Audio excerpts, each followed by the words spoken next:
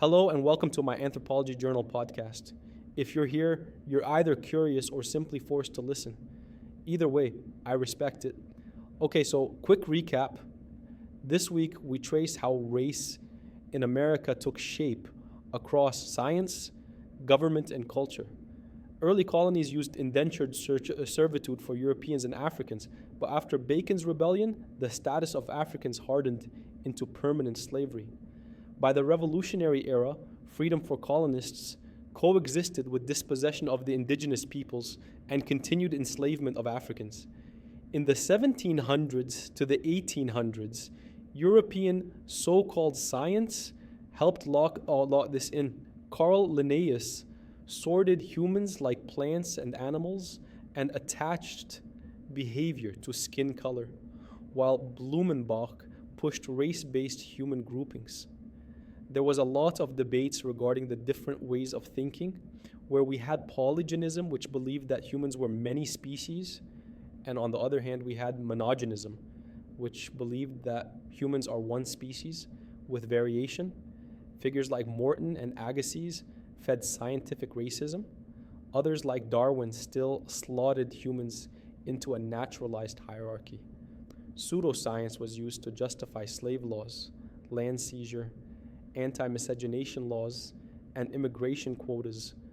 Diving into the 20th century, this morphed into eugenics, which is the so-called positive breeding of the fit and sterilization or segregation of the unfit. Things such as IQ testing, family degeneracy charts, and race-based policy were used to shape the US and Canada. Later, Franz Boas challenged the whole thing with cultural relativism and the four-field approach, arguing race isn't a biological destiny. The most disturbing part is how tidy categories turned into tidy excuses. Linnaeus never met most of the people he classified, yet his work traveled the world as facts. The pattern he used was observe what power already believes, label it nature, and then enforce it with law, which brought him wealth and fame. Eugenics shows the slide from theory to bodies. Charts and textbooks became surgeries and locked doors. Evidence-based back then often meant bias confirmed. Even people with good intentions got trapped into this, where we saw a lot of people argue for reform while still accepting a hierarchy that dehumanized the same people they claimed to help. Boas was a reset. Cultural relativism is not anything goes. It says judge a practice in its own context using that culture's standards, not yours. Do not rank cultures on one ladder with Europe at the top. That shift let scholars challenge scientific racism and talk about race as a social construct. This week I looked into eugenics and biomedical race because the aftershocks are still here with us. First, I found that eugenics wasn't fringe.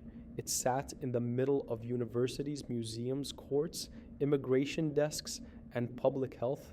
Family studies like the Calicox, the Fitter Family Contest, and sterilization laws created a pipeline from lecture halls to operating rooms.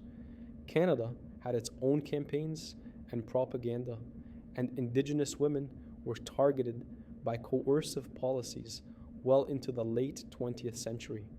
Even when the science changed, the administrative laws stayed. Secondly, I found how race as biology keeps sneaking back into science, where when a drug gets labeled for one race, it sounds precise, but it often stands in for social and clinical variables we didn't measure well, such as environment, access, stress, racism itself.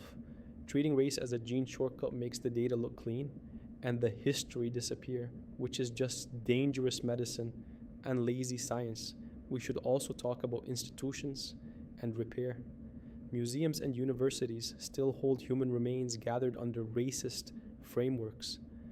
Repatriation is not just returning bones, it's returning narrative control, which is done by asking who gets to name a person, a people, a past. Real repair means disclosure collections, consulting descendant communities with actual authority, changing hiring, funding, and training so the next generation doesn't rebuild this on the same system with nicer language. Boas's work only matters if we use it to change systems, not just opinions. Cultural relativism and good research should shape how we build schools, hospitals, and policies because bias doesn't just live in people, it hides in the form rules and data. The real question is whether anthropology can help fix those systems, not just point out what's wrong.